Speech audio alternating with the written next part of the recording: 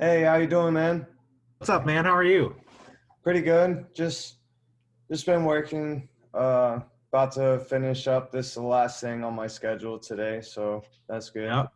You saved the best for last, just for me. Yeah, man. I So appreciate it. yeah, so tell us, you know, where you're from, your name, and how you came about. Oh, you got a buddy there. Well, this is Peyton. She gets real jealous when I'm talking to other people. So, All right, and my dog's around here somewhere. I don't know. He's usually plopping around the kitchen. nice. Um, but my name is Mike. I go by LUTN. Excuse me for a moment. Peyton, you can't be the star of the show. I'm so sorry. I apologize. All good. But my name is Mike. I go by LUTN. Uh, DJing, man. Yeah. Yeah. So Um, what made you come to that name? Like, what's the inspiration behind that? yeah. Well, all the other names I had ideas for were taken. Yeah. That's really how it happened. Yeah. Um, I was thinking of something that I could kind of be myself and at the same time differentiate from my professional brand, if you will. Because I have a day job, just like a lot of people do. And so I wanted people to be able to find me, but, have it a little bit different, you know? Right on. Yep. Yep. And where are you from? Yep. So I'm in Indianapolis right now, Indianapolis, Indiana.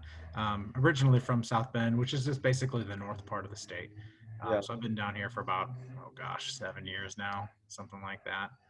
Right on. Mhm. Yeah, I live in Miami, but I was born in Indy. Oh, were you? Yeah, yeah, my grandma still lives there, so I travel back and forth quite a bit, and I've been a Pacers fan like all my life because I got like pictures of me when I'm like 3 years old wearing like little Pacers shirts and Dude, stuff. that's hilarious. Yeah, Well, man, next time you're up, let me know, man. We'll get together, for play sure. some music. Yeah, I want to make sure in this website that I'm doing that I'm always getting like a few local people from Indianapolis. I feel like the city has a lot of talent, but it's kind of off the beaten path, like Mhm. so I want to make sure not to skip over the indie DJs and music Yeah. producers and stuff like that. Yeah, there's a lot of music here. It's hard to there's no like central place to plug in at, you Yeah, know. You kind of build your own network as you go. for sure. Mhm. What made you start wanting to DJ? Um, Man, that's a great question. Um, Gosh, it was before I even moved down. I got into electronic music a while ago, right? And I've always been a music person. Went through school music all the way from elementary school through college. Actually, went to college for audio recording. So music's just been a part of my life. And I used to be a singer songwriter, mostly on guitar. Played a couple other instruments too, but basically, once I kind of happens to a lot of people, you get a job and kind of get distracted for a while. I really wanted to get back into music, and I loved going to shows, like watching shows, listening to music, and it boggled my mind how this incredibly talented person was able to weave all of this music in and out of each other, and I was just fascinated by that artistry, if you will. So I was interested in being that because it's being creative, and it's a very fast-paced creative, so that really jives well with my ADHD. And so I just got into DJing, and I sucked for a long time. I spent about 3 years just being a bedroom DJ and just kind of tinkering off and on, not really dedicating a lot of time to it. And then when COVID happened and I found myself with an incredible amount of free time, I decided that I was going to get a little more serious with it because music's always been that passion for me, and I'd kind of lost touch of it for a little while, which was unfortunate, but it happened. And so I reconnected with music and really attacked it kind of with a more focus and intention, and just started DJing a lot more. So like right now, my biggest outlet for DJing is on Twitch. I feel like a lot of DJs are doing that. Um, and so yeah, I mean probably the short version of that story. All right, so you say you've been into electronic music for a long time. What's some of your favorite artists then compared to now? Yeah. Man, the first mix I ever heard my friend sent me was one of the old school Adventure Club mixes. Nice. And I like lost it. I was like, what is this? This is so cool. Like I had no idea people were doing mixes like this and putting it out. So I was really into Adventure Club. Um, and then I remember I bought a car and it came with Sirius XM. That's like really where I got into it. And so, oh gosh, what's the show? You know what I'm talking about if you have Sirius though. Then I got into like Tiesto, Diplo, all that big room stuff, um, Kaizo and everything like that. But basically that kind of transformed. I found dubstep and then I found trap and then I found dubstep again. And now I'm back to trap. So I'd say like some of my biggest influences right now, definitely Quicks, RL Grime, oh my gosh, you name it. I'm into it. My library of music right now is very diverse, I will say. Nice. So those are two of my favorites that always pop up. Okay. And you said you used to do like singer-songwriter stuff. Do you think Yeah. you'll get back into that? Oh man, I don't know. Maybe. Yeah. We'll see. Maybe like with a electronic twist, And Uh, do you feel like you'll ever start producing your own music, or do you already and haven't, you know, released any? How are you looking with the production? yeah. Um, well, during COVID, I decided, I'll never get this time again in my entire life. So I used to use Cool Edit Pro back in the day before Adobe bought it and it became Adobe Audition. So when I was recording in college and doing all that, but you're kind of limited in a sense on a guitar, right? You're limited to what you can do with 6 strings, and then you have your bass guitars and things like that. But instrumentation, when it comes to electronic music, I mean, your palette that you have to create with is almost infinite. I mean, it's insane. There's so many talented people that are coming out with just awesome music every single day. So yeah, I got into Ableton a bit during COVID and took a couple of the free classes just to kind of get my toes wet. Um, and yeah, I've created some stuff. Nothing I'm comfortable releasing yet, but I can tell you that I am one of my goals is to finish up an album, and I'm hoping by the end of this year or next year I'll have at least 6 tracks to put out, and just kind of play around on and just kind of see what happens with it. I know, man. And you do a lot of DJing on Twitch, but what's like your favorite venue you've played so far? Yeah. Well, I really got out DJing during COVID. Before that, I was really just more of a bedroom DJ. Um, I've done 2 gigs right now that where you could have came and saw me live. One of them was both was for a non-for-profit for a charity that I volunteer for. One was our annual golf outing. So we had, like 80 golfers come out. And so I was pumping jams and they're drinking mimosas at, 7, 8 a.m. getting ready to golf. That was interesting. You had a good mix of people there that did not enjoy electronic music. And then actually DJ'd the same non-for-profit. So I DJ'd the year-end gala for that, which was super fun. I mean, that was a 4 or 5 hour set of just kind of weaving in and out of different genres, and just having a ton of fun interacting with those people online, and supporting the non-for-profit. And that actually, we supported the United Way last year. So it was really fun. Right on. You want to tell us a little bit more about the non-for-profit? Like, what do you guys do regularly? Yeah, absolutely.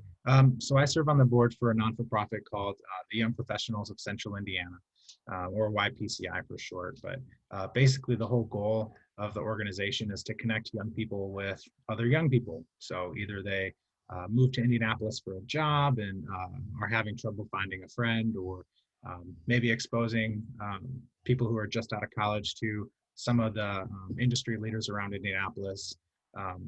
So we have 400 members right now, and before COVID, we were pulling in about 100 members per event. So pretty decent networking and a ton of fun. since COVID's been a struggle, obviously, but we're getting back to it slowly but surely. Um, but yeah, I mean, that's the basis of the non-for-profit, ypci.net, if you want to check it out. Super cool organization. I love them. Yeah, sounds cool, man. It's always nice to hear.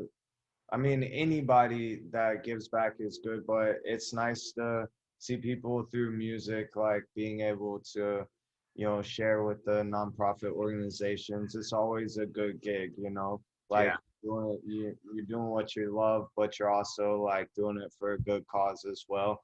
Mhm. Is, you can't get much better than that. Yeah, I couldn't agree more. It's very well said.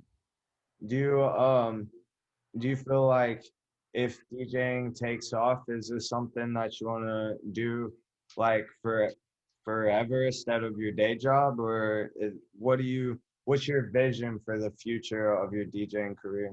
Yeah, good question. I would say at heart, I'm an entrepreneur, and so it kind of checks a lot of boxes for me. You get to do some sales is like booking yourself. You get to do marketing. Yeah, You get to put together a product, which is the fun part, right? Actually DJing. Um, so yeah, I mean, I absolutely would love to see it, kind of go somewhere that's meaningful and um, obviously impacting as many people as I can would be great. But yeah, I would consider doing it full time if it took off like that for sure. uh, Love my job right now, but yeah, DJing is pretty fun. yeah, you got to go where your heart takes you. Yeah, yeah, for sure. Do you feel like you was talking about the marketing and branding and stuff like that. Um, what do you feel like that plays a role in how you like to DJ in the music industry, and what's some things that you like to do when it comes to that aspect, the business side? Yeah. Marketing's tricky, right?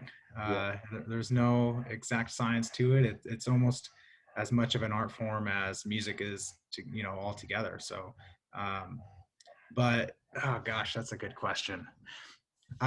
Me personally, I mean, having a good logo and having a good presence is really key for me. Um, I think attracting people to come watch you on Twitch is sometimes easier said than done. I've definitely had streams where I've played the whole time, and there's been two people in the chat room the whole time, and I've been playing for groups way larger than that. So it's kind of hit or miss, but when you're trying to work up a following to get interested in your music, I mean, Instagram really is the key. I'm not going to like promote something on LinkedIn, right? That's not the audience for it. So yeah, just having a little bit of savvy on Instagram and just like practicing and attacking it. I mean, not that I'm like the spitting image of success on there, but I've learned a thing or two over the last couple of years just doing marketing for myself and the non-for-profit, and I'm able to apply those to DJing. Um, my favorite, I guess, if you're trying to intertwine business and DJing, um, so far, man, it's there's definitely a lot of overlap there. yeah, Um, man, I love marketing. Honestly, that's probably my favorite thing. But I mean, doing sale. I mean, well, not sales, but you know, um, I think the other side that I find very interesting is finding new music, because it never ends. You're never done looking for music, and I've spent way guilty of being up till 3 4 a.m. just going around looking for music online, and just trying to find like that next cool song. And honestly, it's Spotify as a tool. If you're driving in the car and you want to thumbs up a song, that's great. But really, I mean, the spots I go to for that kind of stuff, SoundCloud. I go to Reddit a lot. I'm in a DJ pool I really like, and they come out with a lot of really good stuff. And so I make sure to check that like every week, see what they got on there. yeah. Um, but yeah, I'd say the majority of my time goes to finding music. Nice. Do you have any like favorite underground artists, like through searching for music? Is there somebody that's not that popular that I might not have heard of that you're really digging right now? Um, oh my gosh, yes, but I'd have to get back to you. What's his name? Uh, Camoufly. I think is his name. He's got some really nice stuff. And as large as he is, I don't think he's like not mainstream. But do you ever watch Mr. Bill? Yeah, Oh yeah. my Oh god. man, I've so I don't know if you obviously have heard of Grizz, right? Hmm. And Oh he has yeah, I a love Chris. yeah, he has a friend named Freddie Todd. I don't know if you've heard of him.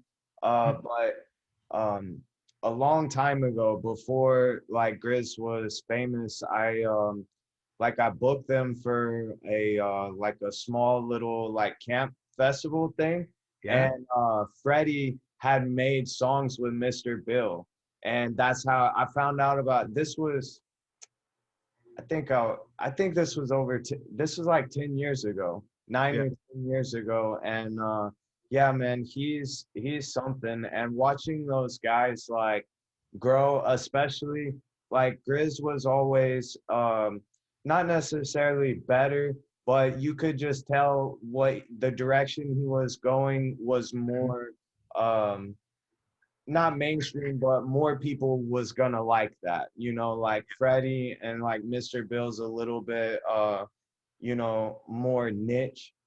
And Grizz has like a wide variety of music that he mixes into his stuff. So you can see how like that would be more popular. But I would have, to be honest with you, I never in my wildest dreams would have thought he would have got as big as what he did, man. I Like, hope you got an autograph. yeah, right. I went and the last time I seen him was right before COVID. There's a music festival down here in South Florida called Okeechobee, and Hmm. he the whole festival was like there watching him. It was like 40,000 people, and I was just like, I seen this guy with like 1,000 people tops, like at Yeah. Yeah. Yeah. If he was lucky, you know.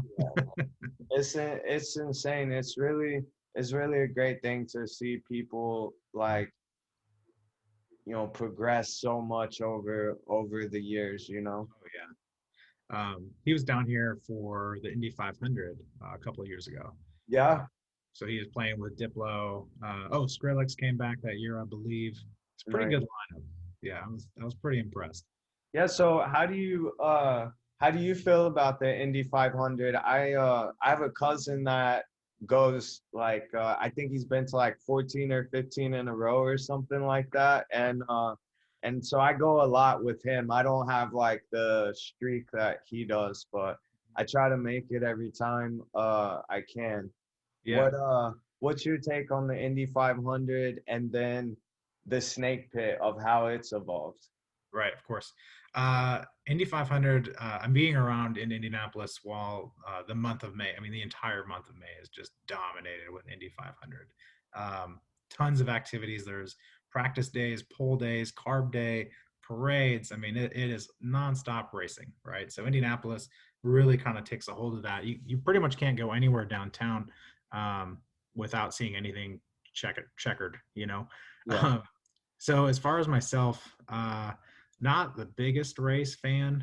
Um, it's interesting. Like I really like the sportsmanship and the technique and I mean, geez, what was it? Heard Tony Katana the other year. He had a whole suit that could sense all of his muscles, and they realized he was burning too many calories just gripping the steering wheel. It's Crazy. nuts. So the day of the race, since they don't broadcast it on TV anywhere in Marion County, um, I can't watch it unless I go to the race. And if I'm going to the race, we go to the snake pit. So basically, I don't watch the race until later. And at that point, I already know who won. So it's kind of like, why am I going to sit there for 4 hours? you know, as far as the snake pit goes, it is a whole different group of people than you would see at a show. And so I think, that's one message for snake pit goers. If you go there and it's your first EDM show, that is nothing like a normal EDM show. Yeah. Uh, it is. It's hot. All right. It's like, I mean, for my skin, I can't handle, 97, 98-degree weather all day. Yeah. It doesn't work for me. So it's hot, I'm uncomfortable. You feel when you leave in the morning, you just got to bring a lot of beer, and so everyone's dehydrated. But it's it's funny to go there and watch those people party out because it's fun, you know. But it's definitely a different crowd, I would say. Yeah, when I go, I always show up on Thursday night Hmm. and get like set up in the Coke lot, Yep. and Oh yeah. then it gets pretty crazy. Uh, I know the last time I went, the police presence is like way more than I ever experienced growing up, and they're not like, you know, in your business or nothing. I just remember there used to be like one cop car for that whole lot. You know, as growing up, like there, I've seen some of the craziest things I've ever seen at the Indy 500. And I always tell people, you know, like, they're like, I'm not a racing fan. It's like, it's really not much about the race. Like, right. the race is just like you try to get there like on Sunday because it is the whole event. But, you know, the fun time is had camping out, waiting for the race, you know. Right.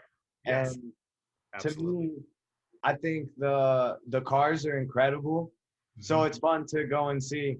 And like not I'll like make like a $5 bet or something. So I'm Yeah. like really rooting for that guy. Yeah. And Yeah. it's just like if I lose, so what, it's like $5, $10, right? Yeah. Yeah. Yeah. And but that like having too much beer and like betting just a tiny amount on the race with all your friends, like that's Yeah.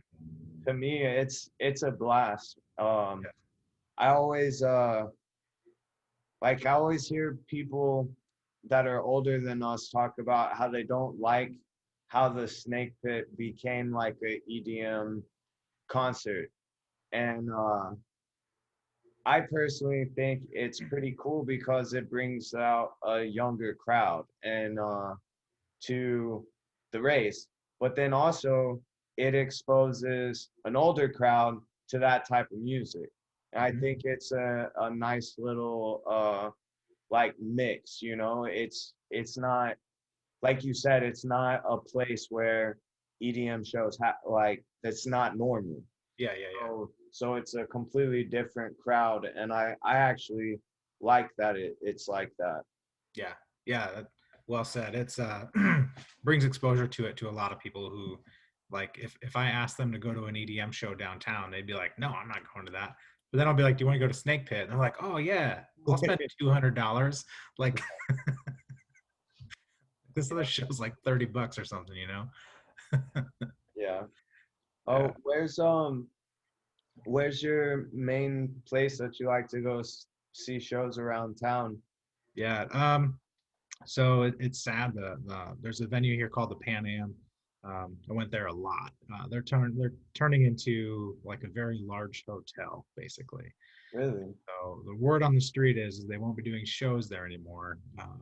But And gosh, I've seen RL Grime there, Marshmello, Tiesto.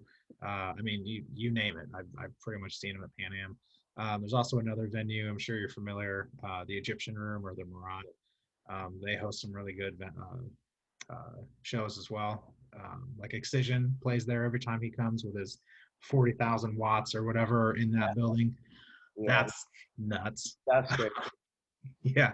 So like for mainstream type shows, those are the two venues that host the most shows. I would say another staple, the Mousetrap, isn't too far from me. They do a lot of more underground stuff there. Um, I mean, I went and saw, I think it was Virtual Riot there though. So like they get some decent names in there too. Yeah. Um, and then Patron Saints downtown, they do probably the most dedicated EDM stuff in town. So they're consistent. So they have Wednesdays and Friday, Saturdays every week. I've been seeing I didn't know about them when like I lived in Indy for just like 1 year as an adult, and I don't think they were doing that yet. I hadn't heard of them, and lately because of like people I follow you know, from around there in the music scene, I started seeing like Patron Saint. Mhm. They do what, like Wubs Day or something like that. Yep. And yeah, so it's cool to see like the underground scene starting to flourish and really Yeah. grow there because like I think I lived there in 2016. Mhm. It was like Mousetrap was basically the only place for underground and uh the Hoosier Dome, I think. Yeah. Yeah. I've never been there, but I know the name. Yeah, I never been there either, but I just remember that there was like a lot of my friends who would go there and DJ and stuff like that. Yeah. But yeah, and so to see like a regular place and more underground music is really exciting. Yeah. And I think there's an audience for it for sure. It's just, difficult to find a place for people to gather with that music. And I think a lot of venues were scared um, to really highlight it, because once you kind of niche yourself in that market, you're there, right? And so I think Mousetrap's a great example. I mean, they gave it a shot and did it. And I mean, they sell out every show they do, and it could be anyone's ever heard of, and they could sell it out still. So um, I think that's a really good venue that kind of kicked off uh, the scene in general. Patron Saint used to be a different bar. It's in the basement underneath a nightclub, and so it's on a street where there are a lot of other nightclubby clubs.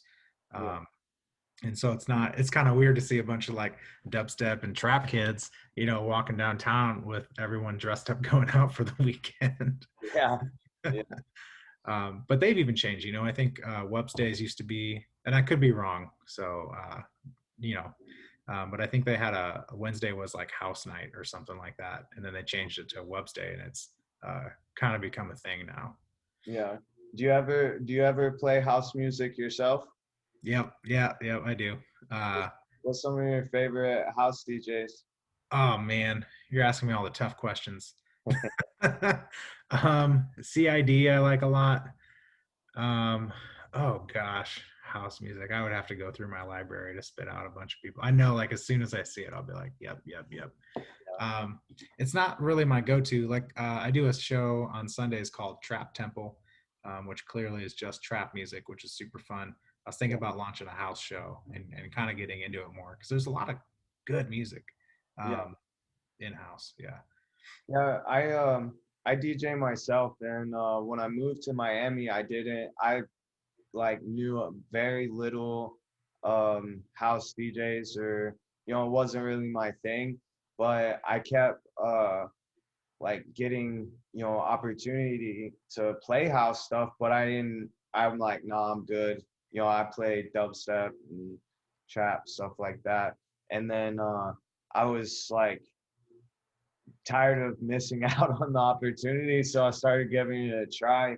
Yeah. And man, it's such a diverse genre because you have everything from like the minimal and deep house, like real underground stuff, all the way to like the pop uh house stuff, that will get like I forget the guy's name, but there's a Goosebumps from Travis Scott remix, right? And it got so popular that Travis Scott like re-recorded Goosebumps for that guy. Shut Like, it. yeah, like that's crazy. That's to be that popular, or like the Tiestos and people like that. So it's pretty cool, man. It's like uh just house music alone has its like popular scene and its underground scenes and all Yeah. the different like genres. It's pretty cool, man. Yeah. I I'm glad that I gave it a shot because I Yeah. used to, man, when I was young, I used to be like just into what I was into, and like didn't like to give things a chance, and like that was, I would advise any young person to not do that because Yeah. it seems like a lot of people when they're young like kind of do that. What they think is cool is the only thing that's cool. Hmm. Yep. It's diversity is the key to inspiration, you know, Yeah. and having those different tools. I mean, some of the things I like to do is just get people on a house vibe because you're at like 128 BPM. and then just cut that down to 64 and just drop some like super bass heavy stuff. I like to do that a lot. Yeah, nice, And everyone's either really mad or really happy. So man. Yeah. depends on the crowd. Uh, but yeah, I mean, I spin house stuff. I have a couple friends who are really into house, and so if they're around, I'll play it for them.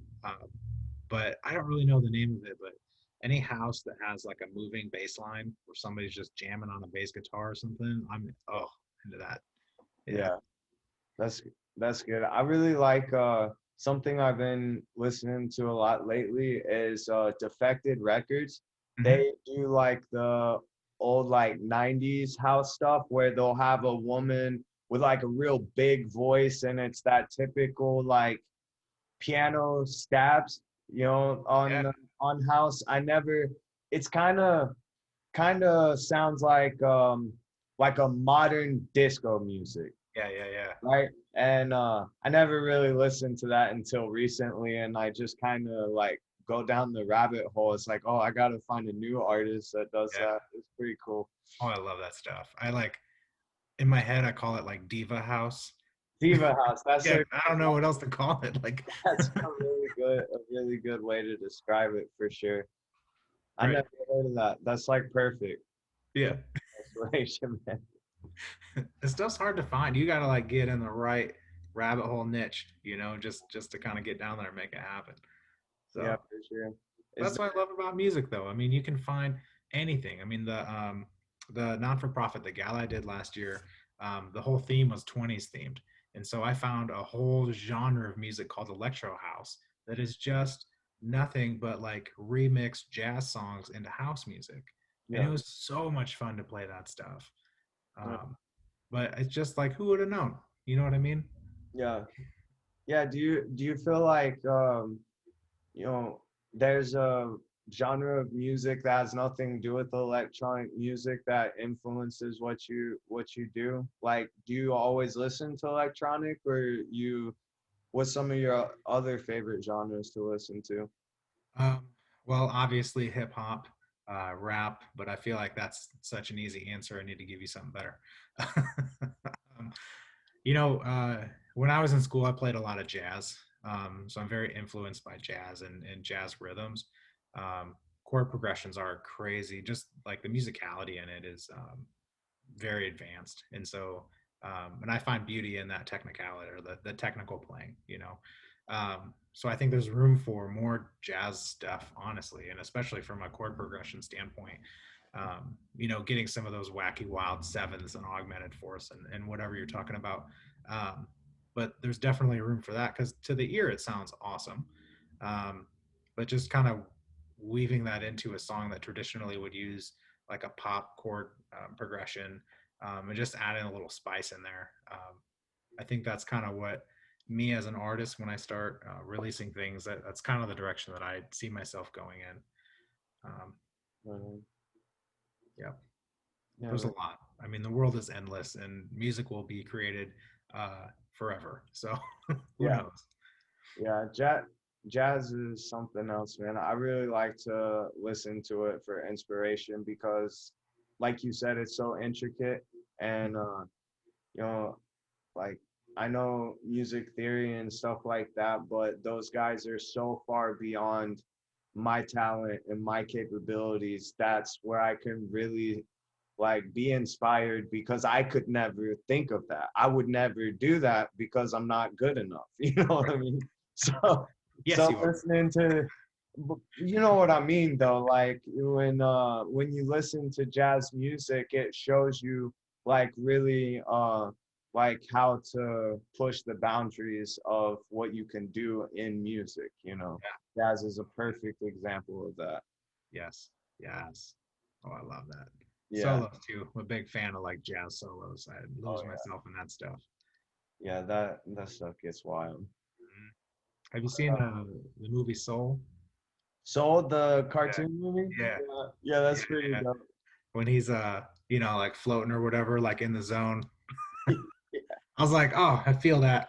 yeah, that's a good movie, man. I have a like a 3-year-old sister, and Oh yeah. yeah, I was like, oh, cartoon about like jazz music. I'm watching this. Like I was more excited than her. It's Yeah. like something I can watch with her, that I'm actually gonna like. Yeah. Yeah, Oh, so that was cool. not the point of this interview, but that's like my favorite movie right now. Yeah, Soul was really good, man. I liked that cartoon a lot. Yeah. But Good. all right, man. I wanna wrap up with two questions, Mhm. if you don't mind. A little bit off the topic of music, but I think it's important that we all share this insight. So, if you had one piece of advice that you could give the listener, what would you say? Man, uh, I have a lot. Well, give us a lot then. Yeah, I would say, and honestly, I mean, this is probably one of my biggest takeaways from 2020 in general. Is spend time with yourself and spend time working on yourself. Spend time figuring out what you want to do. I think too many people are. You just kind of wander through life and just let stuff happen. Oh, I got a job. Oh, I didn't get a job, but you're not pursuing anything. And honestly, I think one of my favorite inspirational people that I found is Eric Thomas on YouTube, and he has a video on there. Look him up; it's awesome. But he says, if I can leave you with one thing, it is find out what you want and then spend every single day working your ass off to get it. Yeah, And that spoke to me more, I think, than anything else. yeah, that's great advice. Oh, thank you. Chase it, man. Otherwise, what are you doing here? Go Yeah, after whatever you want. If you want to be the world's best, sweater knitter, do it. You know. yeah, So for sure. yeah. And then last question, what are you most grateful for? Phew, man, a lot. My fiance just recently got engaged. She's been Congratulations, incredible. man. Thank you, thank you. Somebody likes me. I like that. Um, she's seriously stepped up in the last during COVID, especially, and just kind of has been awesome. And I don't mean to say that she wasn't stepping up before, but she's been great. So very grateful for her. I'm grateful for um, being in a position where I'm able to do this. I'm able to DJ. I'm able to play music for people and kind of share my talent and gifts with people, and um, have them receive it and enjoy it. I think having people enjoy you DJing is the whole other side of it. And so I'm very grateful for friends and family and people who have supported me and been there for me throughout this journey, and it's not stopping anytime soon. So continued thanks to those folks. And then obviously yourself. I'm thankful for you. Thanks, man. I appreciate it. Yeah, I just started doing this in October, and I feel like as a producer and a DJ and artist myself, one of the hardest things that like we have to overcome as up and coming artists is the business side of it. Like when somebody else says this person's dope, that helps a lot, you know. And then also a platform to share like your story from your point of view. Let people, I feel like a lot of times if people know you a little better, know why you do this, what's behind it, it really helps like, get people interested in what you're doing because they feel like they know you a little bit more. Yeah. So I just wanted to start offering a place where we could provide those things, with the interview gives that chance where people can hear from you why you do this. With the blog, it's like me vouching for why I liked this artist. Like I found you through like another person I follow in Indianapolis, and I listened to one of your mixes and I liked it. So Hey, now thank uh you. yeah, for sure, man. So now I want to tell people why I liked it, and this is what he's about. And Yeah. then a little spot on the website where I can share like your latest mix and stuff.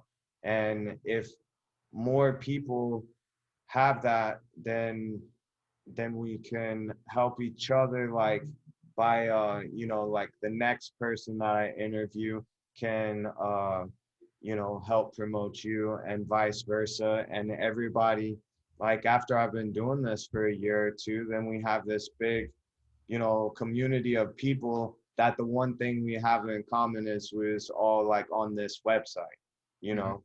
And so I'm just trying to build a place where up and coming artists can have like a little bit of the tools that they need to help like push them forward, you know. Yeah, no, that's incredible, man. Yeah, Uh, so hopefully it works out, man. I really appreciate you taking the time and doing the interview. yeah, I'm rooting for you. You're gonna make it, man. Yeah, I appreciate it, bro. Yeah. Uh, I'll get the article written up and I'll send everything over to you when I'm finished. And if like whatever mix you want me to promote, like whatever thing you want me to promote, just send it to me in a link through Instagram or whatever. sure. Yeah, that's not a problem. I would say all my mixes are on Mixcloud. Okay. It's like my repository for all my mixes. Um, so like if you want to like listen to something while you're working out or whatever, it's the place Okay. to go. Twitch obviously is where I'm DJing until things kind of calm down, COVID wise. Yeah. I think we're getting there. And so I think this year or next year is probably going to be a big year for me as far as playing out goes. Right So on, man. yeah, Well, I can't wait to see what the future holds for you. yeah, I can't wait for you to throw that music festival you're working on. Yeah, for sure. I hope All I'm right. invited. Come watch. Yeah, definitely, man. Cool. But all right, man. Once again, thank you, and really appreciate you taking the time to do this. And I'll talk to you in a couple of days. All right. Yeah, sounds good, man. Thank you so All right. much.